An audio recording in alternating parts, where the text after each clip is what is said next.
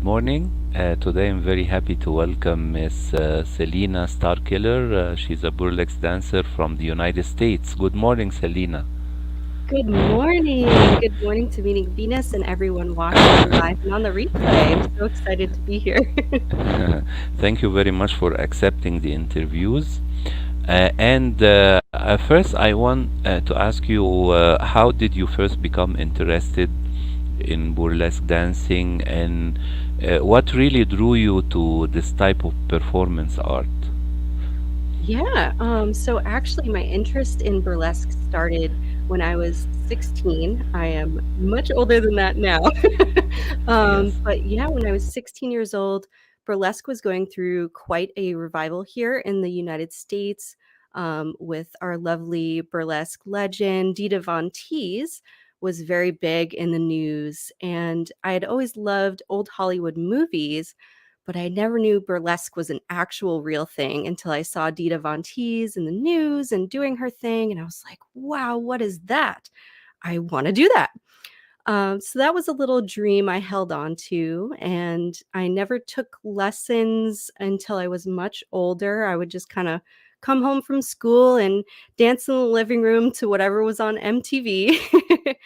And then that dream kind of went away as I chased other dreams of being a musician, and then kind of fell into, regular adulting, like getting a job and things like that, until the pandemic hit. And I know that made a lot of us pause and rethink, are we doing what we really want to do? And that's when the dream of burlesque kind of came back to me. I was able to take lessons with the New York School of Burlesque, which was online, which hadn't been online before. So I suddenly had access to all these wonderful classes and resources, and I took full advantage of that. Great. Tell me, how do you describe your creative process in choreographing and creating a new dancing routine? And do you have a certain source of inspiration? Those are great questions. I find inspiration from everywhere. Sometimes my inspiration will come from a song first. Sometimes I'll have an idea for an outfit first. So my creative process doesn't really follow a structured plan. Something will just kind of enter my brain and it'll be all I'll be able to think about. And then I'll either dance out with that thought or look at that piece of outfit and kind of try it on and see what kind of mood I'm feeling, and then I just try to let it flow from there. My mentor always says that our acts are always evolving. So I try to get back into my acts every once in a while and see, does this still resonate with me? Or do I need to kind of change up the music or change up the outfit and change up the vibe? Great. Tell me, while running through your links on Instagram and websites and also on LinkedIn, I've seen you have studied pharmaceutical, or you work in the pharmaceutical business. I did. That was actually my last job before I left and before the big pandemic hit. I Uh-huh. was working in a lab creating medications from scratch. So I was very much in the science field. I did love working in the pharmacy and all the sciencey equipment and things like that. But it just wasn't, fulfilling my soul. Yes. And right now you're concentrating on performing, right? Yes, I'm concentrating on performing with burlesque. I am also looking for more opportunities with Mhm. cosplay. I love to dress up as my favorite comic characters like Catwoman. And Yes. I also started my own voiceover business in December. So that's another thing I'm working on. Uh, Regarding voiceover, while performing, do you do some singing as well? Not yet. That Hmm. is a little secret talent of mine that I've had, but Uh-huh. funnily enough, I have very bad stage fright when it comes to singing. I've played drums on stage and I've sang Great. backup vocals on stage, but never been the singer. So Mhm. maybe in the future that's something I'll do. I just have to kind of work up to it first. Great. Tell me, Selena,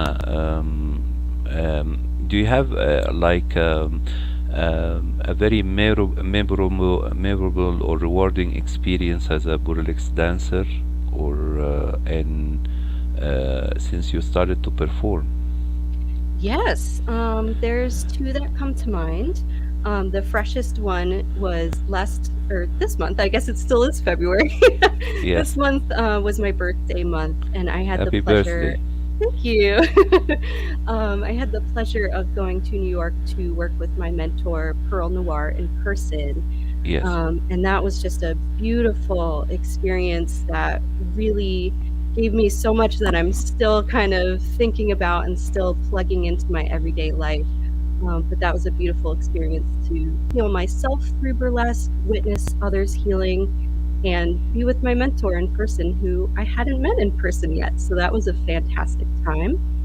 The Mm-hmm. other memorable moment for me would be my first show, Mm-hmm. which came to me because another dancer unfortunately had gotten injured. She's much better now, thankfully, but it was very last minute.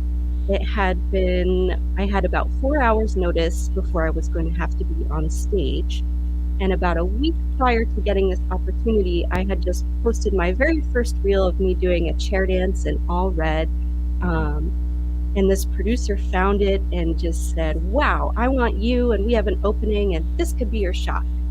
So Mm-hmm. I grabbed everything and did my makeup real fast and went to the show and performed, and it was awesome. It was so much fun. I had a great time with all the other performers backstage, and everyone at the show was just so kind and nice, and it was a really great first experience. This is great. Tell me, according to you, Selina, do you think the burlesque art scene has evolved since you started, or it is evolving right now? Yes, I would say yes to both. Mm-hmm. Something that myself and other burlesque artists have talked about is we don't really know what to call this period in burlesque. We've had, classic and neo burlesque. So we're trying to decide, are we calling this like post neo burlesque? Is this going to be called something else? So I truly believe that now we are kind of on the precipice of something brand new and exciting. We just don't know where it's going to come from yet. And especially with the popularity of drag all over the world, Mm-hmm. I'm really excited to see how these two art forms can kind of mesh together, borrow from each other in a loving way, and push each other forward into the future. But I do think it's changed since, the 40s, 50s. Things are getting a little more raw and a little more dark and gritty, and I love it. Yes. Tell me, while browsing the internet, and I've seen that some men also they are burlesque dancer, and sometimes we can see some trans people, and do you think the burlesque could fit as well for non-female actors or Yes, performers? Mm-hmm. yes, absolutely. I firmly believe that burlesque is for everybody and everybody. So even if you don't look like me, or you're shorter or taller, or a man or a trans person, or just a human living in a body, Yes. burlesque is for you. It's for Mm-hmm. everyone, no matter how you identify, because it's an art form. Like, we Mm-hmm. wouldn't go around saying, "Oh, you can't paint because you don't look like a painter." It's an art form that's allowed for everyone, for them to Mm-hmm. express what they feel inside. Excellent. And according to you, some people, they criticize burlesque art form as being exploitive or demeaning to women. What is your opinion about that? Yes. I've actually seen and heard this story from friends of mine who Mm-hmm. performed, and heard people were disappointed going to the show that I'm not sure what they were looking for, but in some way they thought that the performers were performing for the male gaze or only for the men. Uh-huh. But this really isn't true. And with every performer that I speak to, they all see a different side of it. I don't believe that when I perform, I am performing specifically for a man to look at me. as some other people may may Uh-huh. decide that's what my art is for.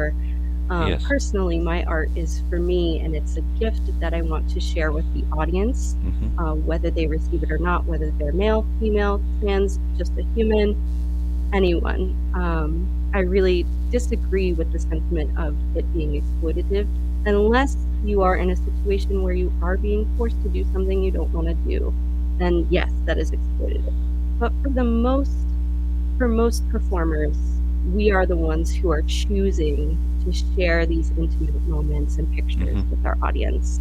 Mm-hmm. Yes. Tell me, Selena, yourself, did you face any challenge while starting to become a dancer? I would say the most challenging part about it was just kind of getting over my own baggage that was stopping me from fully getting out there and putting out the art that I wanted to put out. Um, just feeling like, oh, well, who's gonna care? Or, Mm-hmm. just feeling anxious about what are people going to think. Um, since a year or 2 years ago, I've gotten much better at saying, well, this is what I would like to present, and however they would like to take it is fine. Of course, I love it when people come up to me and say, wow, that was beautiful, and or maybe they say, something not so great, and that's all good feedback. Mm-hmm. But for the most part, the opportunities were there for me. I've actually won several scholarships that have helped me Yes. take classes and further my education. It's just mostly getting over your own personal baggage, I think. Tell me, Selena, do you have an advice for, like we talked before, a woman or a man who would like to venture into burlesque dancing? According to you, what can be your advice? How she or he can start? Yeah, for people who are looking to start, just look at who's around, look for a show. Uh-huh. And maybe if you've never gone to a show before, just go to at least one show so you can Mm-hmm. see what the actual vibe is and how things run in your area. Our states are all different and producers are all different. So Mm-hmm. you may find that you like the vibe and you can talk to the performers and get their own opinions. And then from there, if you're looking for classes, I will actually be starting to teach classes virtually in April. But there's Excellent. many, many other teachers out there who are very qualified. It's just a matter of finding which one works for you and Mm-hmm. your style. Mm-hmm. Excellent. So people, if they would like to look for your courses, they can go to your website and contact you. Correct? Yes, absolutely. Or look at any of my social medias and send me a Instagram. DM. Yeah, Mm-hmm. Mm-hmm. I should be starting in about April. It's called A Newbie's Guide to Burlesque, and it's aimed at just getting you from, I don't know what the heck I'm doing, to having at least one number that you feel good about, even if you only ever perform in your bedroom and never go on stage. Yes. And tell me, Selena, do you have a certain dream or an upcoming project you would like to realize this year? Yes. I always had big dreams my whole life. So my biggest dream right now is getting to the Burlesque Hall of Fame and performing on their giant, Mm-hmm. magnificent stage and sharing that stage with so many legends. I would also love to be a future part of the House of Noir if they would have me. And beyond that, I would just love to create a community around new burlesquers and make it safe for them to come in and feel secure knowing that they've got the basics. Yeah. Great, Celine. I want to thank you very much for this lovely interview, and I wish you all the best as a performer and also as a teacher.